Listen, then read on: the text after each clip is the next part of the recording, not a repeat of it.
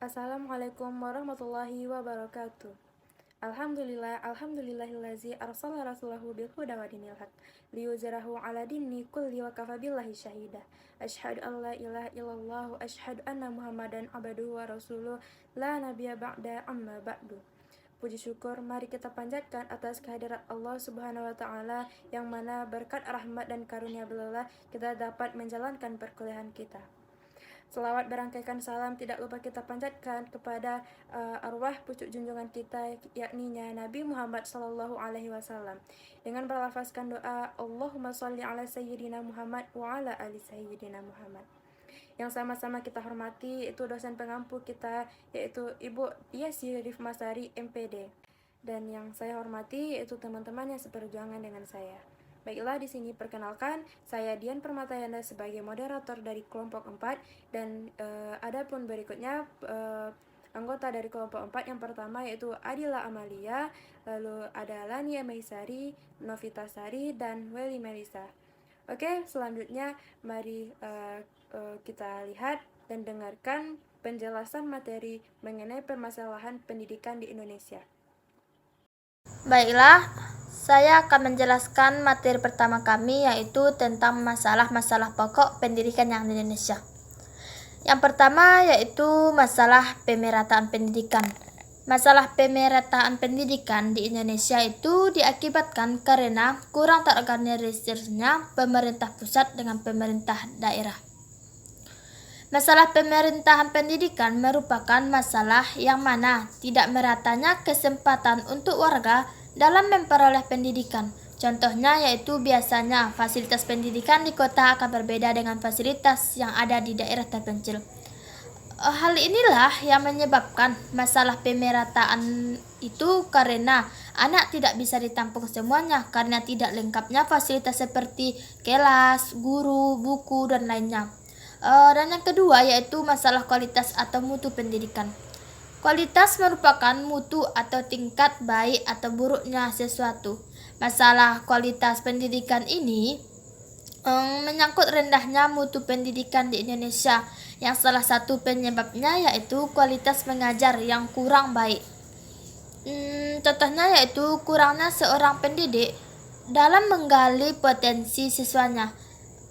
Pendidik ini masih memaksakan kehendak murid tanpa mempertimbangkan kemampuan dan bakat siswanya. Yang ketiga yaitu masalah efisiensi pendidikan. Masalah efisiensi ini menyangkut masalah bagaimana suatu sistem pendidikan menggunakan sumber daya yang ada. Jika menggunakan sumber daya tersebut dengan tepat, maka efisiensi pendidikan akan tinggi. Contoh dari masalah itu yaitu bagaimana peran pendidik itu difungsikan, bagaimana sarana dan prasarana digunakan, dan bagaimana sistem pendidikan itu diselenggarakan. Pengaruh perkembangan iptek. Perkembangan internet dalam dunia pendidikan telah menghasilkan sebuah pembelajaran jarak jauh. Dengan sistem ini, maka seorang pelajar tidak perlu lagi ke sekolah seperti layaknya sekolah formal. Namun cukup meluangkan waktunya bertatap muka dengan guru atau dosen lewat monitor komputer. Demikian juga belajar tidak hanya memperoleh informasi tentang pengetahuan melalui buku perpustakaan. Dengan adanya iptek khususnya dalam bidang pendidikan dapat memotivasi siswa agar lebih unggul dan lebih maju dalam proses pembelajaran yang sedang dilangsungkan. Laju pertumbuhan penduduk saat ini berjalan cukup pesat dan berpengaruh dalam pemerataan. Ada daerah yang sangat ramai seperti Jakarta dan kota besar lainnya. Semakin banyaknya jumlah penduduk, maka banyak pula membutuhkan sekolah-sekolah. Jika kapasitas sekolah sudah tidak cukup menampungnya, maka banyak peserta didik tidak mendapatkan pendidikan yang layak, bahkan tidak bisa melanjutkan ke jenjang yang lebih tinggi. Dan jika kapasitas sekolah dipaksakan, terjadi adalah ketidakseimbangan antara peserta didik dengan jumlah tenaga pengajar. Baiklah, saya akan menjelaskan tentang aspirasi masyarakat terhadap perkembangan masalah pendidikan. Dalam 2 dasawarsa terakhir ini aspirasi masyarakat dalam banyak hal meningkat, khususnya aspirasi terhadap pendidikan hidup yang sehat, aspirasi terhadap pekerjaan, kesemuanya ini mempengaruhi peningkatan aspirasi terhadap pendidikan. Pendidikan dianggap memberi jaminan bagi peningkatan taraf hidup dan pendaklah di tangga sosial. Gejala yang timbul ialah membanjirnya pelamar pada sekolah-sekolah, arus pelajar menjadi meningkat. Beberapa hal yang tidak dikehendaki antara lain ialah seleksi penerimaan siswa pada berbagai jenis dan jenjang pendidikan menjadi kurang objektif. Oke, selanjutnya materi mengenai permasalahan aktual pendidikan dan upaya penanggulangannya. Yaitu untuk permasalahan aktual pendidikan yang pertama, yaitu menilai hasil pendidikan efektif itu tidak mudah, dimana yaitu untuk hasil atau untuk mengevaluasi pendidikan yang efektif itu sangatlah sulit untuk dilakukan. Nah, apalagi pada saat sekarang ini. Contohnya dalam kita menilai moral atau sikap dari peserta didik ini sangat sulit atau tidak mudah dilakukan, karena sekarang banyaknya atau kurangnya moralitas anak-anak sekarang, karena banyak pengaruh dari mulai dari media sosial, contohnya dari HP, atau dia terpengaruh oleh gaya-gaya berperilaku dari daerah luar.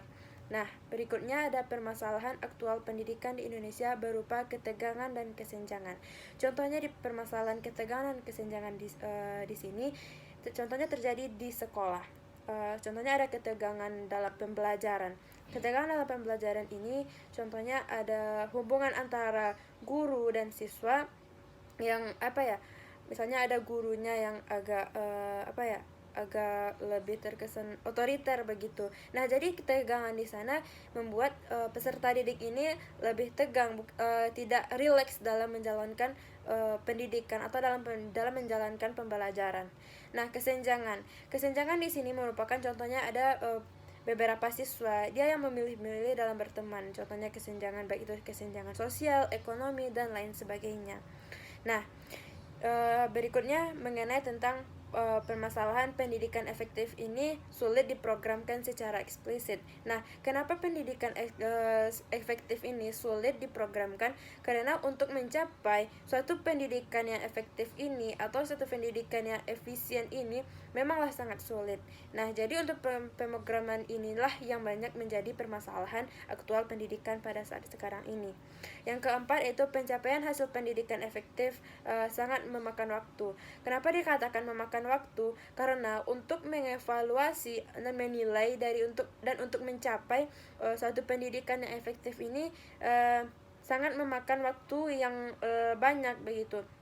Contohnya untuk kita dalam melakukan pembelajaran. Nah, agar pembelajaran itu efektif atau efisien, tentu membutuhkan waktu kayak penjelasan materi yang dijelaskan secara detail, atau penjabaran materi itu dijelaskan secara detail, dan itu akan membuat satu pendidikan itu menjadi menjadi pendidikan yang efektif, atau untuk mencapai suatu hasil pendidikan yang efisien dan efektif itu sangatlah memakan waktu. Nah, berikutnya tentang cara penanggulangan dari beberapa masalah aktual pendidikan yang sudah terjadi. Yaitu yang pertama, pendidikan efektif perlu ditingkatkan secara terprogram, tidak cukup hanya berlangsung secara insidental. Nah, untuk berikutnya yaitu pelaksanaan KU atau ekstrakurikuler itu dikerjakan dengan penuh kesungguhan dan hasilnya diperhitungkan dalam menetapkan nilai akhir atau kelulusannya.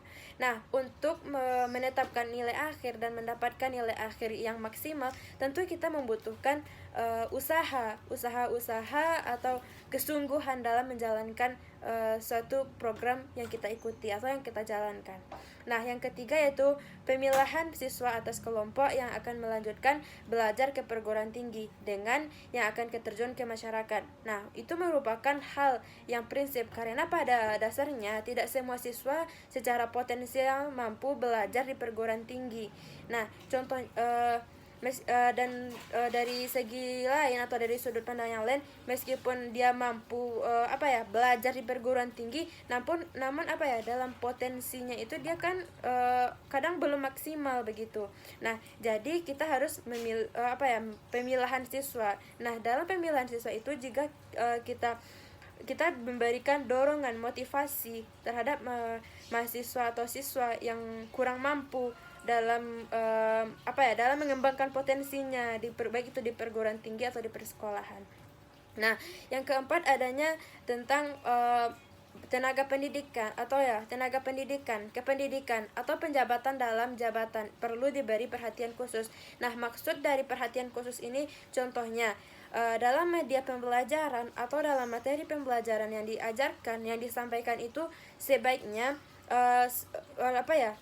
pendidik itu lebih menguasai materi-materi yang akan diajarkannya. Contohnya dalam pembelajaran bahasa Indonesia atau dalam pembelajaran matematika. Nah, sebelum ia mengajarkan, sebaiknya tenaga kependidikan ini lebih kita perhatian khusus dulu, lebih kita lakukan pelatihan dulu, dan agar dia lebih mantap dalam menguasai materi-materi yang akan diajarkan, dan sehingga saat tenaga pendidik ini sudah paham, sudah sangat mengerti dengan materi yang akan diajarkan, dan siswanya pun juga lebih paham dalam memahami materi yang diajarkan itu.